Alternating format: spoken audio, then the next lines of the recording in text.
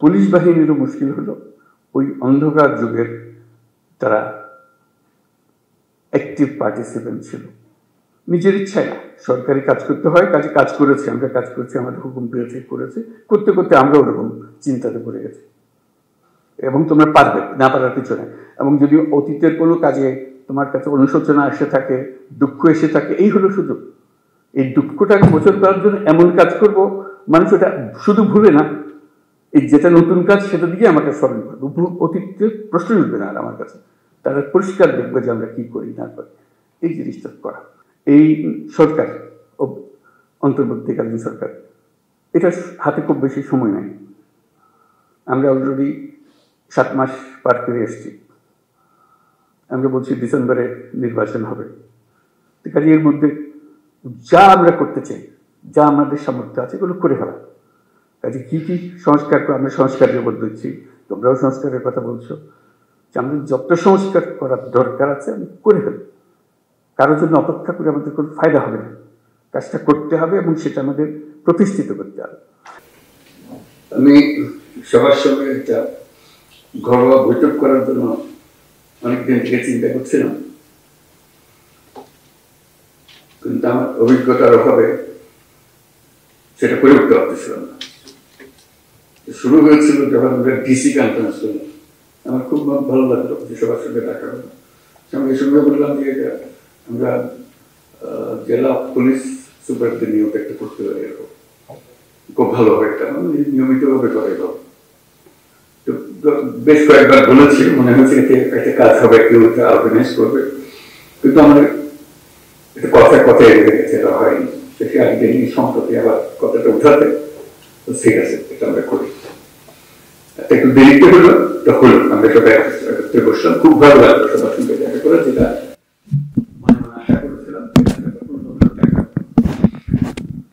আশা করেছিলাম। এই জন্য সরকার যাই কিছুই করতে চাক না কেন, যে ভঙ্গিতেই করতে চাক না কেন, শেষ পর্যন্ত পুলিশের হাত দিয়ে করতে হয়।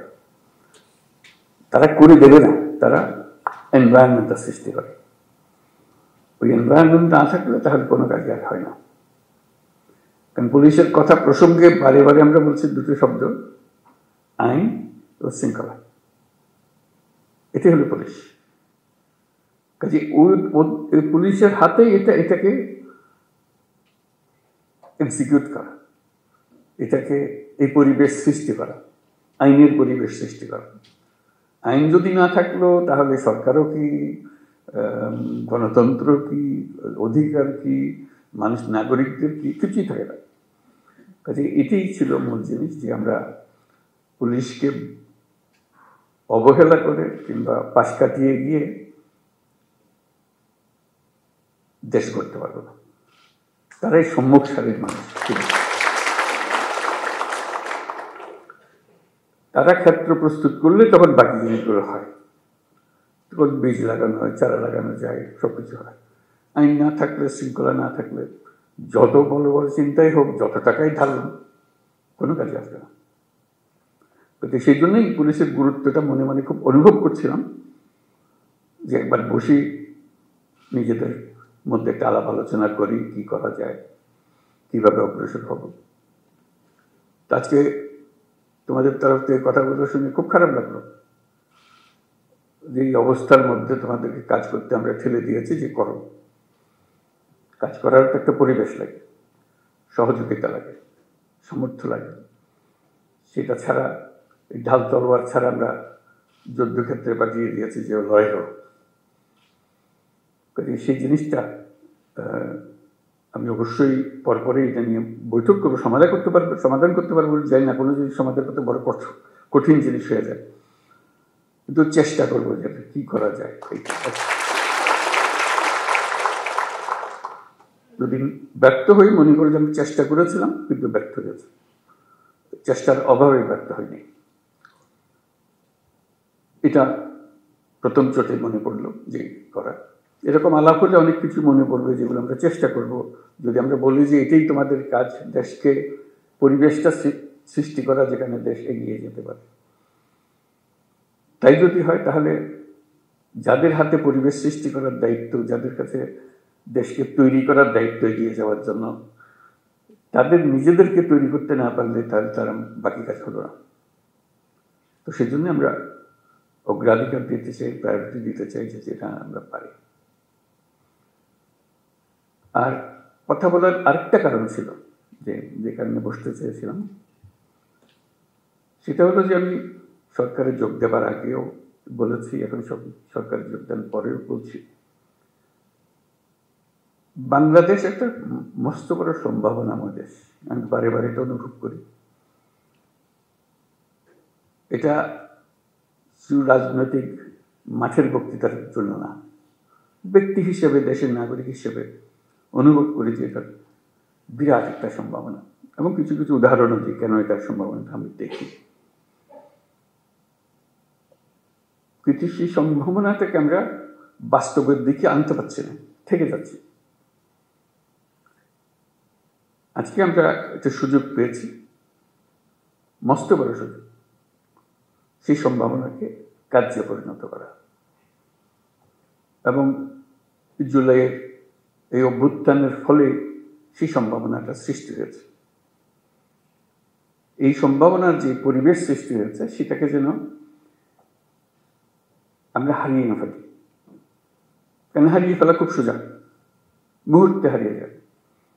এই সম্ভাবনাকে ধরে রাখা, যেটুকু সময় আমাদের আছে সেটুকু সময়ের মধ্যে আমরা চেষ্টা করব, ভবিষ্যতে যারা আসবে তারা আশা করি চেষ্টা করবে, পথটা যেন আমরা সৃষ্টি করে দিই। এই পথে আমরা এগুলো সম্ভাবনাগুলো বাস্তবে পরিণত হবে। শুধু বাংলাদেশ একটা সুন্দর দেশ হবে, নিয়মতান্ত্রিক দেশ হবে, গণতান্ত্রিক দেশ হবে, সেটা তো বটেই। আমি মনে করি বাংলাদেশ পৃথিবীর যে সমস্ত অগ্রগামী দেশ আছে, যারা পৃথিবীতে নেতৃত্ব দেয়, তাদের মধ্যে একটা হতে পারে, এরকম একটা দেশের সম্ভাবনা আছে। এটা কোনো আত্মতুষ্টির জন্য না, এটা আমরা, আপনারাও নিশ্চয় দেখবেন, তোমরা দেখবে এটা, যেটা একটু বিচার করলে মনে হয় যে হ্যাঁ এই সুযোগ আছে। আমি একটু কয়েকটা উদাহরণ দিই। এই যে গণ অভ্যুত্থান হলো, এটা মহারক্রম বিরাট একটা কাণ্ড, ইতিহাসের একটা বিরাট পরিবর্তন সূচিত হলো। লন্ডভন্ড অবস্থার মধ্যে আমরা এই যাত্রা শুরু করলাম। সারা দুনিয়ার যত দেশ আছে সবাই আমাদেরকে সমর্থন করলো। শুধু মিনমিনে সমর্থন না, আচ্ছা আচ্ছা ঠিক আছে করো, ওরকম না, উৎসাহ করে এসে আসলো। তারা যেরকম মনে করেছে যে হ্যাঁ এই দেশ যদি উঠে দাঁড়াতে পারে সেটা ভালো সঙ্গী হবে সবাই। আমাদের উপরে তারা ভরসা করেছে, যেরকম আমরা নিজেদের উপরে সে ভরসা আনতে চাই। আমাদের সে ভরসা অনেক সময় হারিয়ে যায়, যে মনে হয় যে না কী হবে, এই তো দুদিন পরে আবার সব পাল্টে যাবে, কয়দিন থাকবে এটা দেখি আমরা। এটা প্রশ্নবোধক নিয়ে অগ্রসর। আমি যেটা বলার চেষ্টা করছি যে প্রশ্নগুলো সরিয়ে দেওয়া, আমাদের কোনো প্রশ্ন নেই, আমরা এটা করবোই, আমরা করার সামর্থ্য আছে আমাদের। এই যে নতুন করে আমাদের যাত্রা শুরু হলো, এটা একটা মস্ত বড় সুযোগ। এই সুযোগটার উপরে আমি আন্ডারলাইন করছি, এই সুযোগটা যেন আমরা হারিয়ে না ফেলি। এটা শুধু মুখে বললে তো হবে না, সেটা ওই যে আজকের যে আলোচনা হচ্ছে সেটার মাধ্যমে ওটা করতে হবে, যে সুযোগগুলো সৃষ্টির জন্য তারও একটা পরিবেশ লাগে, সেই পরিবেশটা সৃষ্টি করা। তো সেখানে পুলিশ বাহিনী একটা মস্ত বড় ভূমিকা পালন করে। ওই যে বললাম, আইন ও শৃঙ্খলা। আইনটা যদি আমরা সঠিকভাবে প্রয়োগ করতে পারি, শৃঙ্খলা যদি প্রতিষ্ঠিত করতে পারি, তাহলে যে কোনো যুদ্ধ জয় সম্ভব। এই যে এগিয়ে যাওয়ার যে যুদ্ধ লড়াই, যেটা এটা আনন্দের লড়াই, এটা কোনো কষ্টের লড়াই না। যত এগিয়ে যায় তত ফুর্তি লাগে, নিজের কাছে ফুর্তি লাগে, নিজের ছেলে মেয়েদের সঙ্গে কথা বলতে ফুর্তি লাগে যে আমরা এটা কাজ করছি, তারা দেখছে, তারা উদ্বুদ্ধ হচ্ছে, এবং নিজের তুষ্টি হচ্ছে যে আমি একটা এমন ভূমিকায় আছি যে ভূমিকায় দেশের একটা পরিবর্তন হবে। আমরা নতুন বাংলাদেশ বলে শব্দটা বলি সবসময়, নতুন বাংলাদেশ, এটা কথার কথা না। এটা নতুন বাংলাদেশ আমরা এই জন্য বলি, যে পুরনো বাংলাদেশ হচ্ছে অন্ধকার যুগ, যুগ আমাদের ভয়ঙ্কর একটা যুগ। সেই ভয়ঙ্কর দিন থেকে আমরা সুন্দর ঝলমলে একটা দিন আসতে চাই, সেটা হলো নতুন বাংলাদেশ। পুলিশ বাহিনীরও মুশকিল হলো ওই অন্ধকার যুগের তারা অ্যাক্টিভ পার্টিসিপেন্ট ছিল, নিজের ইচ্ছায় না, সরকারি কাজ করতে হয়, কাজে কাজ করেছে, আমরা কাজ করছি, আমাদের হুকুম পেয়েছে, করেছে, করতে করতে আমরা ওরকম চিন্তাতে পড়ে গেছি। কাজে নতুন বাংলাদেশ সৃষ্টি করার জন্য তোমাদেরকে ওই চিন্তার থেকে বেরিয়ে আসতে হবে যে না, আমরা নতুন বাংলাদেশ সৃষ্টি করবো। আমাদেরকে অনেক দোষ দেয়, আমরা দেখিয়ে দেবো মানুষ খারাপ না, আমরা খারাপ মানুষের পাল্লায় করেছিলাম, আমরা সে খারাপ মানুষ থেকে বের হয়ে এসেছি, আমরা ভালো মানুষ, আমরা দেখো কি করতে পারি। সেই দৃঢ় চিন্তাটা মাথার ভিতরে রাখতে হবে যে আমরা একটু দেখিয়ে ছাড়বো, আমাদেরকে সবাই গালিগালাজ করে, মন্দ বলে, আমাদের কাজের মাধ্যমে আমরা দেখাবো যে আমাদের হাত দিয়েই এই নতুন বাংলাদেশ সৃষ্টি হবে। আমরা একটা তাতে বড় রকমের ভূমিকা পালন করব, কারণ আমাদের কাছেই রয়েছে আইন এবং শৃঙ্খলা। এইটা আমরা প্রতিষ্ঠা করব। এটা প্রতিষ্ঠিত করতে পারলেই ওই এনভায়রনমেন্টটা সৃষ্টি হয় যেখান থেকে এটা উড়ান দেবে। দেশটা উড়ান দিতে হলে তার একটা মোমেন্টাম জেনারেট করতে হয়। এই মোমেন্টাম জেনারেট করার জন্যই হলো এটা যে আমাদের আইন এবং শৃঙ্খলাটাকে প্রতিষ্ঠিত করা, মুখের কথা না। মানুষ দেখলেই, পুলিশ দেখলে মানুষ আশ্রয় পায়, এখন পুলিশ দেখলে ভয় পায়, কি আমাদের খ্রিস্টের মধ্যে আটকে হলে একটা ভয়ঙ্কর একটা ক্যারেক্টার। পুলিশ হলো বন্ধু,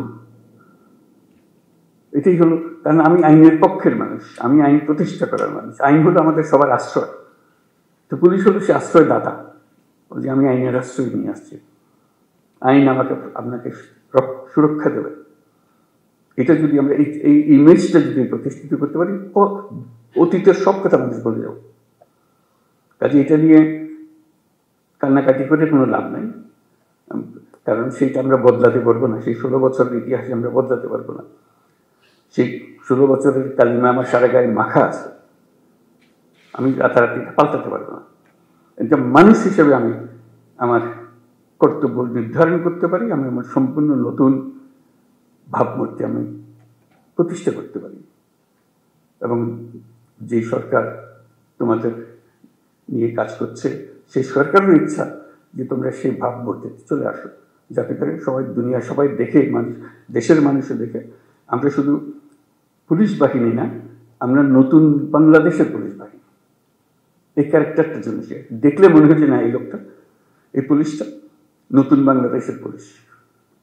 তোমার কাজে কর্মে তখন মানুষ অতীত ভুলে যাবে, মাফ করে দেবে, যা আমাদের সবাইকে ভুক্তভোগী হতে হয়েছে, সেটার কারণে তাদেরকে সেই ভূমিকা পালন করতে হয়েছে। এখন সুযোগ পেয়েছে, তারা নিজের চরিত্র নিজের ভাবে উন্মোচন করেছে যে আমি নতুন বাংলাদেশের পুলিশ। এই নতুন বাংলাদেশের পুলিশ বলতে যা যা তোমার মনে আসে, সেই জিনিসটাকে প্রতিষ্ঠা করা, এটাই হলো আমাদের মূল কাজ।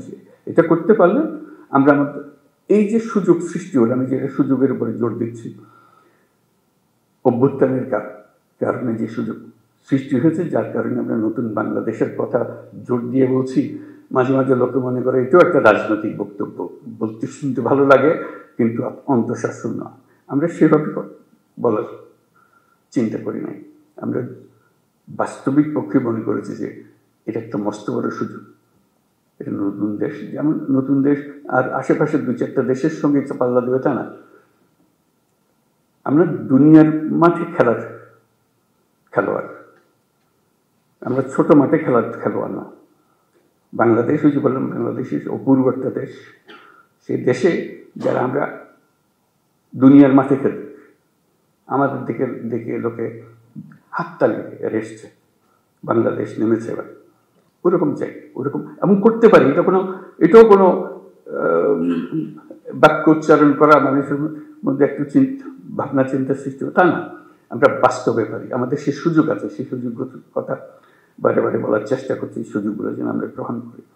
তো সেই নতুন বাংলাদেশের পুলিশ বাহিনী হিসেবে আমাদের করণীয় কি করতে পারি? অতীত নিয়ে কান্নাকাটি করার দরকার নাই, নতুনের জন্য আমরা প্রস্তুত এবং করে দেখাবো। এটা মুখে বলে আমরা নতুন বাংলাদেশ করবো ইত্যাদি মুখে বলার দরকার নেই, কাজে বলবো যে হ্যাঁ এই হলো নতুন বাংলাদেশের পুলিশ বাহিনী, সবাই ভাবা দেবে যে হ্যাঁ এই একটা কাজ। এবং আশেপাশের যারা আছে তারা বলবে যে ভাই আপনার একটা কাজ দেখালেন এবার, এটা আমরা চিন্তা করি নাই পুলিশের হাত দিয়ে এই কাজ হতে পারে, পুলিশের মাথায় চিন্তা আসতে পারে। কারণ পুলিশ সম্বন্ধে ইমেজ হলো যে তারা খারাপটা আগে দেখে, খারাপটা আগে করে। আমরা ভালোটা আগে দেখবো, ভালোটা আগে করবো। আমাদের পুরো বাহিনীটা নিয়োজিত, একজন দুজন করা সেটা ঠিক আছে, খারাপ না, কিন্তু তাতে বাহিনী পাল্টায় না। বাহিনী সামগ্রিকভাবে একটা কাঠামো, এই কাঠামোর কাছে অনেক শক্তি, যদি আমরা সেই শক্তিকে ঠিক দিকে প্রসারিত করি। সেটি বলার জন্য, যে কমিউনিকেট করার জন্য যে আমরা এই সুযোগটা গ্রহণ করি, আমরা কি কি করলে হবে সেই আলোচনাটা আমরা শুরু করি। যে এই যে জিনিস হলে এটা একটা টিম ওয়ার্ক, তো এটা তো আর একক কোনো উপদেষ্টা মহাদেব হুকুম দিয়া দিল আর তোমরা করে ফেললে এরকম না, এটা সবাই মিলে একটা টিমের মতো খেলতে হবে। এবং বাংলাদেশের যত টিম আছে সবচেয়ে গুরুত্বপূর্ণ টিম হলো তোমরা পুলিশ টিম। আমরা বহু টিম আছে, ব্যবসা বাণিজ্য অন্যান্য বহু রকমের জিনিস, কিন্তু গোড়াটা ঠিক করে দিতে হয় পুলিশকে। ওই যে বললাম যে পরিবেশ তার হাতে, পরিবেশ মানে কাজ করার পরিবেশ, এই পরিবেশটা তোমাদেরকে সৃষ্টি করতে হবে এবং তোমরা পারবে, না পারার কিছু নেই। এবং যদি অতীতের কোনো কাজে তোমার কাছে অনুশোচনা এসে থাকে, দুঃখ এসে থাকে, এই হলো সুযোগ। এই দুঃখটাকে মোচন করার জন্য এমন কাজ করব মানুষ ওটা শুধু ভুলে না, এই যেটা নতুন কাজ সেটা দিকে আমাকে স্মরণ করবো, অতীতের প্রশ্ন উঠবে না আর আমার কাছে, তারা পরিষ্কার দেখবে যে আমরা কি করি না করি, এই জিনিসটা করা। তো সেটা বলবো যে আমরা তো করতে চাই, কিভাবে করব, আমাদের তো সুযোগ দিচ্ছে না। এই সুযোগটা কিভাবে আমরা করতে পারি, আমরা সবাই মিলে একটা টিম, তোমরা একটা টিম আলাদা এরকম না, আমরা সবাই মিলে একটা টিম, তোমাদেরটাও সেই সুযোগ করে দিতে হবে, যাতে করে আমরা যতটুকু আমাদের সাথে আছে সেগুলো, সেই আয়োজনগুলো করে দেওয়া যাতে আমরা করতে পারি। বাংলাদেশের সুযোগের মধ্যে একটা যেটা যে বললাম যে মৎস্য সৌভাগ্যবান জাতি, তার মানুষ, মানে আমরা সবসময় চিন্তা করে এসেছি যে বাংলাদেশে এত মানুষ, এর কপালে দুঃখ ছাড়া আর কিছু নেই, খালি বাড়ছে তো বাড়ছে এতগুলো মানুষ। বাস্তব পরিস্থিতি তো উল্টা, আমরা এত সৌভাগ্যবান জাতি যে আমাদের শক্তির অন্ত নাই, মানুষের শক্তি, মানুষের শক্তির সঙ্গে কেউ পাল্লা দিতে পারে। মানুষের ভিতরে ভীষণ রকম একটা সৃজনশীলতা আছে, যে সমস্যা দিকে সেই সমস্যাকে উল্টে হয়, এটা সমাধান এমন জিনিস হয় যে মানুষ চিন্তাও করে না, এটা সমস্যা ছিল, এটা এসে অদ্ভুত রকম করে পাল্টে পাচ্ছে। আমাদের সেই সামর্থ্য আছে, কারণ আমাদের যে জনসংখ্যা তার বেশিরভাগ হল একেবারে কাঁচা তরুণ। এরকম দেশ দুনিয়াতে নাই, এত মানুষ, এত তরুণ মানুষের দেশ। এবং সে তরুণ অসহায় তরুণ না, তারা নানা বুদ্ধি সল্লা করে, এটা করে ওটা করে, কোনো জিনিস বাদ থাকে না। আমরা অতীতে যা যা করে এসেছি একটু ফিরে দেখলে, তার ব্যাখ্যা করলে দেখা যাবে কী রকম সমস্যাটাকে তারা সমাধান করে দিয়ে নিজে নিজে করে ফেলেছে। আমরা সবাই মিলে তাদেরকে বাধা দিয়েছি, সরকার বাধা দিয়েছে, পুলিশ বাধা দিয়েছে, ব্যবসা বাধা দিয়েছে, কিন্তু তারা এর মধ্য থেকে কাজটা করে ফেলেছে। আমরা পথে পথে তাদের বাধা সৃষ্টি করেছি। সরকারের একটা ভূমিকা হলো বাধা সৃষ্টি করা, আমরা সে বাধাকে তাকে দিয়েছি, সে বাধাকে অতিক্রম করে তাকে করতে হয়েছে। এখন আমাদের যেটা শপথ নিতে হবে, যেটা সিদ্ধান্ত নিতে হবে, যে মানুষকে আমরা বাধা দেব না, তার পথকে আমরা সহজ করব, তার পাশে থাকবো। তাহলে দেখবো যে এই দেশের এখন সমস্যা হবে না। শুধু তার পাশে থাকা, শুধু আইনের ভেতরে তাকে রাখতে হবে, তাকে বলতে ভাই আইনটা পাল্টেন না, আইনটা হাতে নিয়ে না, আইনের ভেতরে থাকেন, আমি যা দরকার আমি করে দেবো আপনার জন্য, আইনের ভেতরে থাকেন। আর আমি নিজে যদি আইন ভঙ্গ করি তাহলে সেটা বলবে যে আচ্ছা আমি কি, আপনি কি আমার ওয়াজ করতেছেন, সেই ওয়াজটা আপনি নিজে মানতেছেন না, সে হাসবে, এটা কোনো অর্থ থাকবে না। যে নিজে আগে মানি যে আমি আইনের ভেতরে থাকবো, এবং তখন সে মানবে যে হ্যাঁ আইন এটা আমাদের করতে হবে, যেটা করা। সম্ভাবনার কথাটা বললাম, এই সম্ভাবনাটা কিভাবে আমরা কাজে লাগাবো। এই সরকার, অন্তর্বর্তীকালীন সরকার, এটা হাতে খুব বেশি সময় নেই। আমরা অলরেডি 7 মাস পার করে এসেছি। আমরা বলছি ডিসেম্বরে নির্বাচন হবে, কাজে এর মধ্যে যা আমরা করতে চাই, যা আমাদের সামর্থ্য আছে এগুলো করে ফেলা।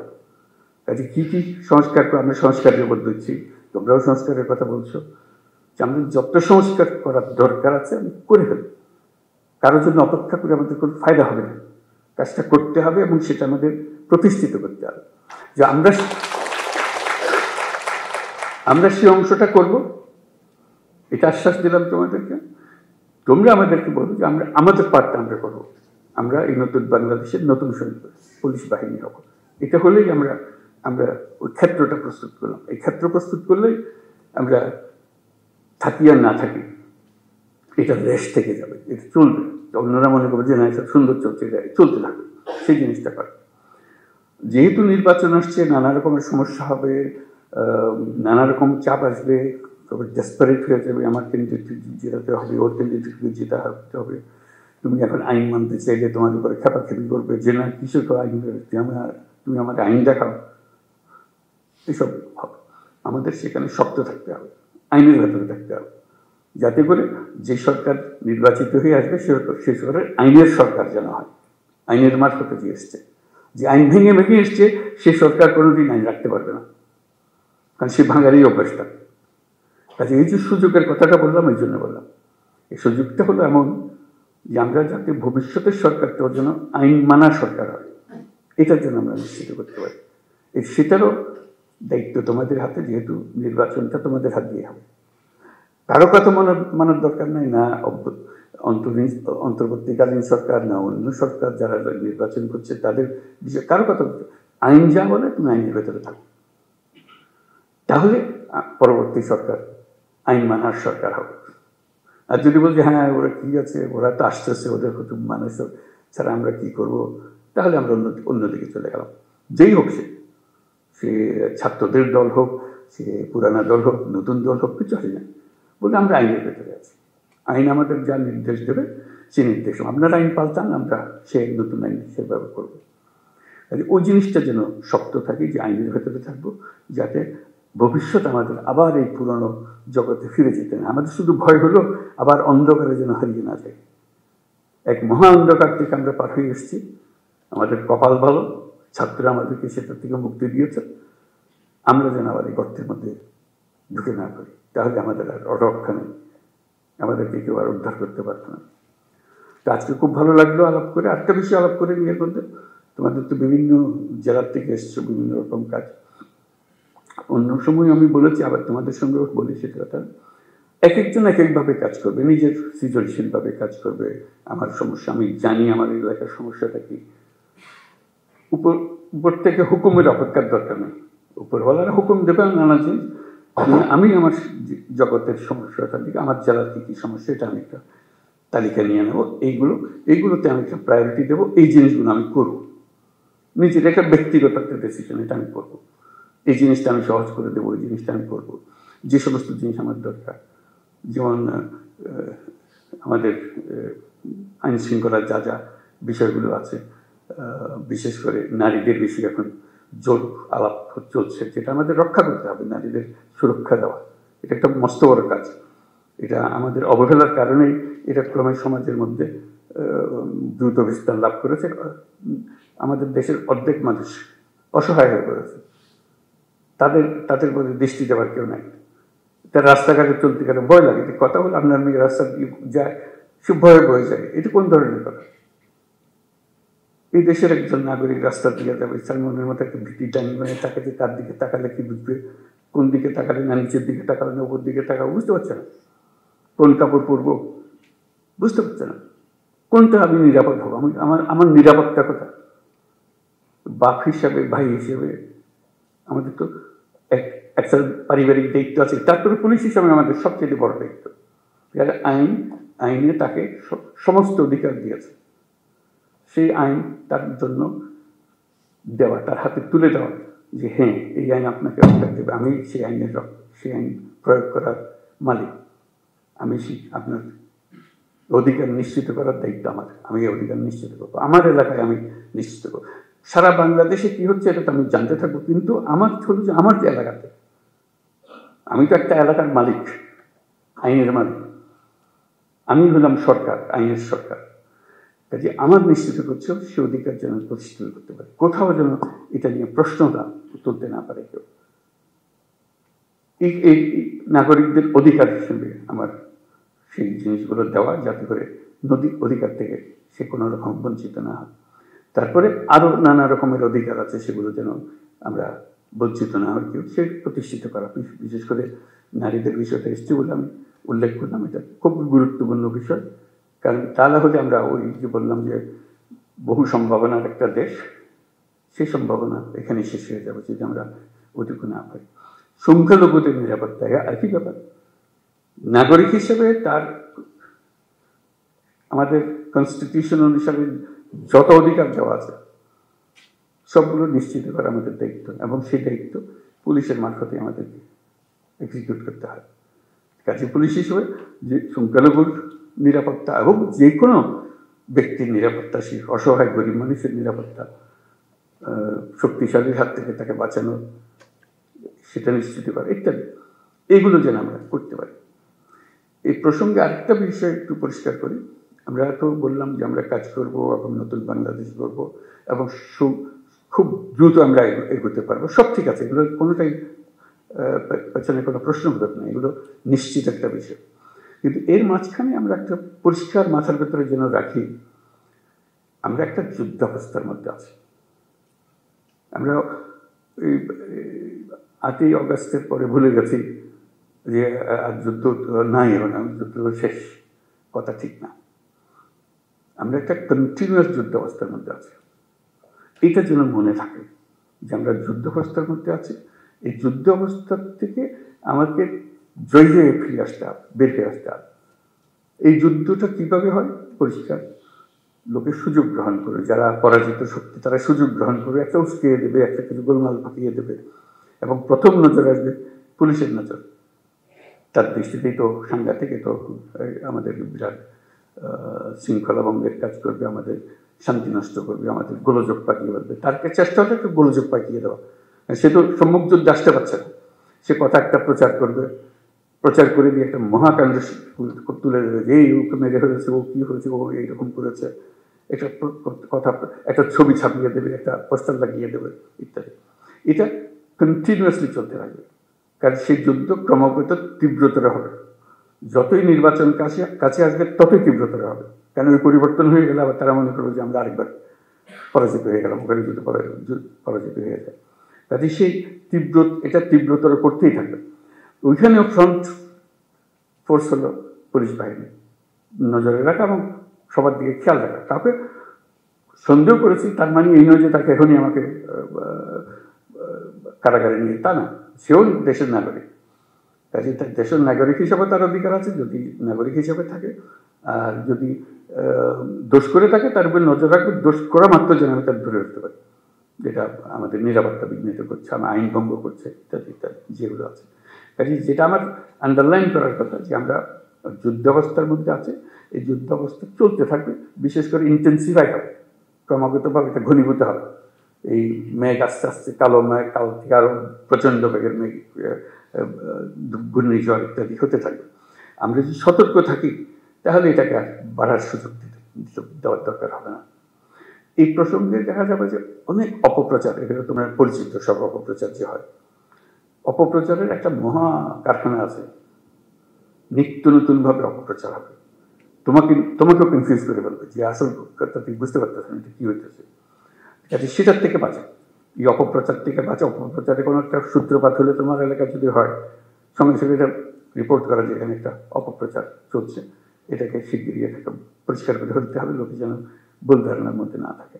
নড়াচড়া ইত্যাদি, কারাই অপপ্রচার করছে, কারাই ফ্যাক্টরি বানিয়েছে, কোথায় বানিয়েছে, কারণ তাদের এন্ট্রান্স সর্বত্র, যেহেতু তাদের হাতে বিশাল অঙ্কের টাকা আছে, কি পরিমাণ টাকা আছে সেটা পত্রিকায় তোমরা দেখতেছো। ওইটার থেকে ওই যুদ্ধটা আমাদের জয়, আমরা এই যুদ্ধকে উঠতে দেবো না এটা। আর আমাদের জগৎকে আমরা যে নতুন বাংলাদেশ গড়তে চাই, সেই নতুন বাংলাদেশ দিকে আমরা অগ্রসর হব। এটা ডিসিদের মিটিংও বলেছিলাম, এখানেও সেটা বলি আমি, এটাও আমার কাছে খুব গুরুত্বপূর্ণ বিষয়। সেই জন্য এটা হলো যে আমরা 64 জেলার 64 জন দায়িত্বে আছে। 64 জন তো একরকম না, একটা হলো যে ব্যক্তিগতভাবে একরকম না, একটা হলো যে কেউ অ্যাক্টিভ কেউ একটু ইনঅ্যাক্টিভ, দুদিন পরে করতেছে, আজকে যেটা করার কথা কালকে বলবো, পরশু করবো, এরকম না। তো সেটা যে আমরা যাচাই করবো কিভাবে, সেই জন্য স্বরাষ্ট্র মন্ত্রণালয়কে বলবো একটু খেয়াল রাখা, এটা একটা প্রক্রিয়া সৃষ্টি করা, যাতে করে উৎসাহ হয়। আমার কাজের মধ্যে একটা উৎসাহ আছে, আমি যেন ঝিমিয়ে পড়লে এটা আমাকে জাগিয়ে দেয়। আমি পারি, কিন্তু একটু ঝিমিয়ে গেলে একটু চাঙ্গা করে কি করা, আমি প্রস্তাব দিচ্ছি যে র্যাঙ্কিং করা। প্রতি মাসে এই 64 জেলাকে 1 থেকে 64-তে নিয়ে আসা, সবাই কে কোন স্থানে আছে। ক্লাসে এরকম হয় না যে ফার্স্ট বয় সেকেন্ড বয় হয়, ফুর্তির আগে আমার একেবারে লেজের গোড়ায় দিয়েছি, আমার খুব খারাপ লাগে, আমি পারি, তখন আমার একটু গোসা লাগে যে কি বলে ওই কারণে আমার উপরে যায়, আমি হচ্ছে অনেক ভালো করি। কত বলবো যে আমার জেলাটা আসলে খারাপ, আমাকে এই জন্য দিচ্ছে, পরে বলছে না ওরটা অত খারাপ, ওটা তো ভালো, ও তো আমার উপরে চলে গেছে। এই জিনিসটা করে, এটা খেলার মনোবৃত্তি থেকে, কোনো কাউকে শাস্তি দেওয়ার জন্য না, যে এটা খেলোয়াড়, যে সবাইকে জানানো হবে এই কি ক্রাইটেরিয়াতে হবে, সেই ক্রাইটেরিয়াটা তার ঠিক করে দেবেন। তোমরা জানো যে এই ক্রাইটেরিয়াতে বিচার হয় এবং প্রতি মাসে এটা তৈরি হয় 1 থেকে 64। আমাদের যেটা হবে, তাদের স্বরাষ্ট্র মন্ত্রণালয়কে বলতে যেটা হবে, একই ব্যক্তি বারে বারে 64-তে থেকে যায়, এটা নিয়ে এখন আমাদের সন্দেহ। আগে যে 64 ছিল 64, তারপর 63-তে চলে গেছে, তারপরে 50-এ চলে গেছে, তারপরে 32-এ চলে গেছে, সে নড়াচড়া করে। এইগুলো 64 আর নড়ে না, দেখি খালি ওখানে থাকে। তাহলে তার মধ্যে একটা বেসিক প্রবলেম আছে, হয় এটা তার পারিপার্শ্বিক একটা প্রবলেম, অথবা তার ব্যক্তিগত একটা প্রবলেম।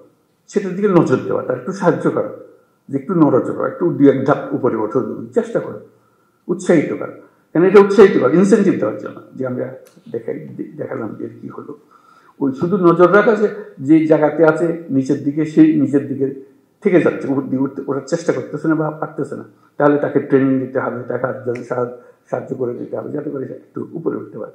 আর যে 10-এর মধ্যে ঢুকে গেছে আর 10 থেকে নামতেছে না, বাবা সে শক্ত করে ধরছে, সে ভালো, তার দিকে একটু নজর রাখা, যে হ্যাঁ ভালো কাজ, ভবিষ্যতে অনেক কাজ দায়িত্ব দেওয়া যাবে তাকে, যে 10-এর মধ্যে থাকে, প্রত্যেকবারের দিকে 10। এরকম একটা প্রক্রিয়া হলে ফুর্তি লাগে কাজ করার মধ্যে। তা আমরা প্রযুক্তিকে আনতে চাচ্ছি আমাদের কাজের মধ্যে। আমরা পুলিশ রিপোর্ট করা, কি বলে এটা, মামলা রুজু করা, এগুলো অনলাইন, এগুলো আছে না, অনলাইন চালু করে কাজ হচ্ছে আমি ভালো। এই অনলাইন আমরা সব যত কিছু আছে এখন অনলাইন করার চেষ্টা করি, এটা দিয়ে শুরু হলো অনলাইন, এটা মামলা রুজু করা। আমরা দেখবো তো কোন জেলাতে কয়টা হয়, এটার একটা ছবিটা দিয়ে দেওয়া, টেবিলটা দিয়ে দেওয়া। এই জেলাতে এই মাসে, এই মার্চ মাসে 32টা হয়েছে, এই মাসে আগের মাসে 30টা ছিল, আগের মাসে 20টা ছিল, এখন 32টা হয়েছে। আরেকজনের প্রথম মাসে 20টা ছিল, তার মধ্যে 40 হয়েছে, তা তো 80টা হয়েছে, দ্রুত চলে যাচ্ছে। একই কাজ, একজনে সবাইকে উৎসাহিত করছে, যেখানে কাজ আটকে যাচ্ছে সেখানে তাকে সাহায্য করছে, যে আমি ফোন করতেছে, ভাই কি আমাদের এখানে আটকাই দিলেন, এটা চলতেছে না, আমার পারতেছে না, তো আমরা আমাদের বারবার কমপ্লেন আসছে, আসেন ঠিক করে দেন, নাহলে আমি পিছিয়ে যাবো। অর্থাৎ এই সংখ্যাটা বাড়তে হবে। আসতেছে মামলা আসতেছে, কিন্তু লিখিতভাবে আসতেছে, আমরা বলি না লিখিত মামলা আস্তে আস্তে আমরা বন্ধ করে দেবো। এটা অনলাইনে আসতে হবে, অনলাইনকে তাকে অভ্যস্ত করা, যে হ্যাঁ আসলে ভাই আপনাকে দেখাই দেবো, আর চলেন আপনি অনলাইনে করেন। এটা সে তো জানে না অনলাইন প্রথম দিকে, কাজে আসলেও আরেকজন বলবো আসছে, একজন সময় হয়ে গেছে, আপনি তো অনলাইন শিখে ফেলেছেন, ওইখানে শহরে অমুক জায়গাতে আছে, ওরা করে এগুলো, আপনি ওখানে যেন ওরা করে দেবে, আমার কাছে আসার দরকার নেই। উৎসাহ সহকারে তারা দেবেন, যাতে নাম্বারটা বাড়ে, আপনার অনলাইনের সংখ্যাটা বাড়ে। যত অনলাইনের সংখ্যা বাড়বে তত বুঝলাম যে কেউ না কেউ ইনিশিয়েটিভ নিলে কাজটা হতে পারে, সে কাজগুলো করে দেওয়ার জন্য। এরকম প্রত্যেকটা জিনিস মানে অনলাইনের মধ্যে আমরা আনতে থাকবো। ন্যাশনালি অনেক জিনিস আমরা অনলাইন নিয়ে আসবো, যেমন কর দেওয়া, ট্যাক্স দেওয়া, পুরো ট্যাক্স সিস্টেমটা অনলাইন হয়ে যাবে, অনলাইনে দেবে।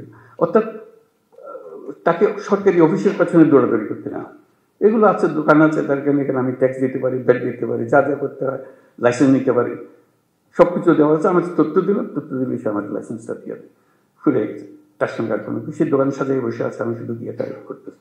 এরকম প্রতিটি ক্ষেত্রে আমরা ওই সিস্টেমে আমরা চলে যাচ্ছি আস্তে আস্তে। যেমন এখন ইয়ের ব্যাপারে, পাসপোর্টের ব্যাপারে বলেছি, নিশ্চয়ই তোমাদের নজরে এসছে, আমরা বলছি পুলিশ ভেরিফিকেশন লাগবে। প্রথম সব চমকে গেছে, আর বলে যে পুলিশ ভেরিফিকেশন, এত অভ্যস্ত হয়ে গেছে আমরা পুলিশ ভেরিফিকেশনে, যেটা তুলে দেওয়া মাত্র চমকে উঠেছে। কারণ অথচ এটা কোনো দরকার নেই। আমি এই দেশের মানুষ, আমার এনআইডি ছাড়া প্রতিষ্ঠিত করেছে, আমি এই দেশের নাগরিক। নাগরিক হিসেবে পাসপোর্ট পাওয়া আমার অধিকার। আমার যদি কোনো কেস থাকে, মামলা থাকে, সরকার আমাকে সেটার জন্য বাধ্য করে বলে যে না, এই লোকের মামলা আছে, তাকে কোনো সময় পাসপোর্ট দেওয়া যাবে না, সেটা সে করতে পারে। স্যার তার ইয়েতে গেলেই আমরা পাবো, তার আইডিতে গেলেই আমরা পাবো ডেটাবেসে যে তার নামে মামলা আছে, পরিষ্কার হয়ে। কারণ ভেরিফিকেশনের দরকার নেই। এই একটা হামলা মামলা মাসের পর মাস, বছরের পর বছর চলে যাচ্ছে, সে বেচারা পাসপোর্ট পাচ্ছে। তা আমরা বলছি কিন্তু ভেরিফিকেশন লাগবে। তখন প্রশ্ন উঠলো, এটা একটু বিপদে ফেললেন আমাদের। রোহিঙ্গারা যদি এর মধ্যে ঢুকে যায়, কারণ ভেরিফিকেশন লাগবে, ভেরিফিকেশনে বুঝতে পারতাম যে এটা রোহিঙ্গা, কাজে তারা আমরা পাসপোর্ট দিতাম না। তো আমরা ঠিক করলাম যে না, সেটা ইউএনএইচসিআর যারা রোহিঙ্গাদের দেখাশোনা করে, যারা, তাদের ডেটাবেস আছে, তাদের ডেটাবেস থেকে সব জানবে যে ওটা দেওয়া মাত্র, ওই নম্বর ওর এনআইডি দেওয়ার মাত্রই বলবে যে ও তো এনআইডি নেই, এনআইডি ওটা বেজাল এনআইডি আছে, সে বেজাল এনআইডি অন্য জায়গায় চলে যাবে। তো তখন তার ইয়েগুলো আছে, বায়োমেট্রিক্সটা আছে, বায়োমেট্রিক্সটা দিলেই সঙ্গে সঙ্গে বলবো যে এটা রোহিঙ্গা ক্যাম্পের বাসিন্দা। তার যেহেতু ওই দুটা ডেটাবেস কানেক্টেড হয়ে যাবে, এটাই এখন আমরা প্রক্রিয়া করছি, যে দুটো একত্র হয়ে যাবে। এটা দেওয়া মাত্রই সমস্ত তথ্য স্ক্রিনে ভেসে উঠবে যে ওখানকার, তাহলে সেখানে পাসপোর্ট দেওয়ার, পাসপোর্ট অথরিটি ঠিক করবে যে তুমি তো রোহিঙ্গা, তোমাকে আমরা দিতে পারলাম না। কাজে ওখানে পুলিশ ভেরিফিকেশনের দরকার নেই, যেহেতু টেকনোলজি আমাদেরকে সাহায্য করছে। অর্থাৎ আমরা ওই পথে অগ্রসর হবো যাতে তোমাদের কাজগুলো সহজ হয়, আইডেন্টিফিকেশন সহজ হয়, যাতে আমরা অগ্রসর হতে পারি, সহজে অগ্রসর হতে পারি, যারা যারা আছে, কি আছে না আছে সেগুলো নিয়ে কাজ করার জন্য। কাজে বহু সম্ভাবনা আছে আমাদের এগুলো করার জন্য। আমরা শুধু এই কাজগুলো করি আনন্দে সহকারে করি, এগুলো কোনো কষ্ট সৃষ্টি করার জন্য করতেছে না, সবার আনন্দ। আমি আমার কাছে নিয়োজিত থাকি এই কাজে, কে কার পাসপোর্ট নেই, তার জন্য কোন গ্রামে যেতে হবে, তাতে আত্মীয় স্বজন বের করতে হবে, পুলিশ ভেরিফিকেশন, সেও একটা কঠিন কাজ। তোমাকেও যে ঝামেলার থেকে মুক্ত দিলাম, সে লোকটা ঝামেলার থেকে মুক্ত হয়ে গেল। টেকনোলজি ইউজ হলো, টেকনোলজি ইউজ করে আমরা অনেকগুলো কাজ এখন থেকে করতে আরম্ভ করব, এবং যেখানেই টেকনোলজির মোকাবেলা হবে দেখবে উৎসাহিত করবে যে ভাই ওভাবে এটাই ভালো, অনেক শান্তিতে থাকবেন, আর কোনো অসুবিধা হবে না, নিজের কাজগুলো করতে পারবে। অর্থাৎ ভূমিকা পালন করার জন্য আমাদের অনেক জিনিস আছে। পুলিশ বাহিনী হলো আমাদের কোর বাহিনী, যাতে মানুষের সঙ্গে, সরকারের সঙ্গে যে আমাদের সংযুক্ত রাখে, মানুষের মনে উৎসাহ সৃষ্টি করে, আনন্দের সৃষ্টি করে, যে আমরা জাতি হিসেবে এগিয়ে যেতে চাই, আমরা হেরে যাওয়ার জাতি না, আমরা জয় হওয়ার জাতি, আমরা পারবো, আমাদের সেই সম্ভাবনার দুয়ার খুলে গেছে, সেই সম্ভাবনাগুলোকে আমরা কাজে লাগাতে চাই, সেই কথাগুলো বললাম। আজকে এই কথাগুলো বললাম, আরও ভবিষ্যৎ আরও হবে, এখন অনেক জিনিস জানতে পারলাম, এগুলো নিয়ে আমরা বসে যতটুকু করতে পারি, যাতে করে আমরা আমাদের কাজগুলো যে কয় মাস আমরা দায়িত্বে আছি, সেই কয় মাসে অন্তত আমরা অনেক দূর নিয়ে যেতে পারি।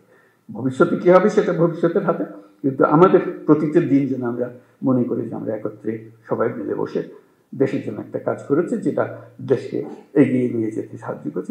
বিশেষ করে আমাদের ছেলেমেয়েরা, তারা আমাদের দিকে তাকিয়ে আছে যে আমরা কী করছি, তাদের কপালে কি সিল মেরে দিচ্ছি যে দোল দেওয়ালে কিছু দুঃখ ছাড়া কিছু নেই, নাকি তাদের দরজা খুলে দিচ্ছে যে তারা যেখানে ইচ্ছা পারে তারা যেতে পারে, তাদের সামর্থ্য দেখাতে পারে, তাদের অবস্থান দুনিয়ার সামনে তুলে ধরতে পারে, এবং সেটা পারার মতো জিনিস। আমাদের সামনের প্রজন্মদের বিষয়টা হলো প্রযুক্তির জন্ম। এই প্রযুক্তি দিয়ে তারা কোথায় যে চলে যাবে আমরা চিন্তা করতে পারছি। আজকে যে ছোট্ট বাচ্চাটা আপনার ঘরে বড় হচ্ছে, দেখবেন যে সে কী যে কাণ্ড করে ফেলেছে তার 18 বছর বয়সে, 19 বছর বয়সে।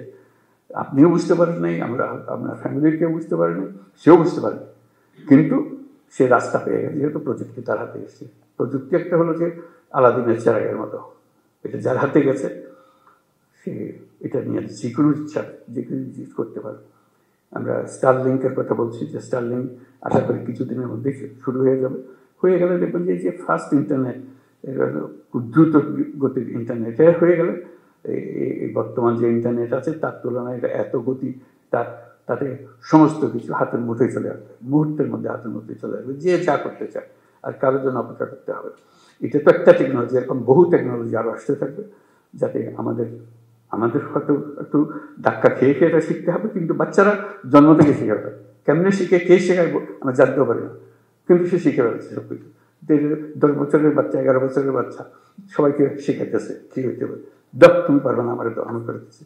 1 সেকেন্ডের মধ্যে সে করে দিল। আমি ঘন্টা খানিক ধরে চেষ্টা করছি, এটা পারতেছে না, সে 1 সেকেন্ডের মধ্যে এটা করে দেয়। তার মধ্যে একটা বিল্ট ইন একটা জিনিস আছে যেটা আমাদের মধ্যে নাই, আমরা পারিনি, আমাদের জমানায় সেটা ছিল না বলে। এখন তার জমানায় এসছে, সেটাতে ওস্তাদ হয়ে গেছে। সেই জগতের মধ্যে আমরা প্রবেশ করছি। ওকে এখন বাড়ার সুযোগ দেন, উড়ার সুযোগ দেন, সেই জন্য আমাদেরকে সবাই নিয়ে উড়ান দিতে পারে। তো সবাইকে ধন্যবাদ। আজকে কথাবার্তা হলো, আশা করি ইনশাল্লাহ ভবিষ্যতে আবার এরকম সুযোগ হবে এগুলো বলার জন্য, আলাপ করার জন্য। আপনাদের বাকি অনুষ্ঠান চলতে থাকুক। আজকে আপনাদের কাছ থেকে বিদায় নেব। আসসালামু আলাইকুম।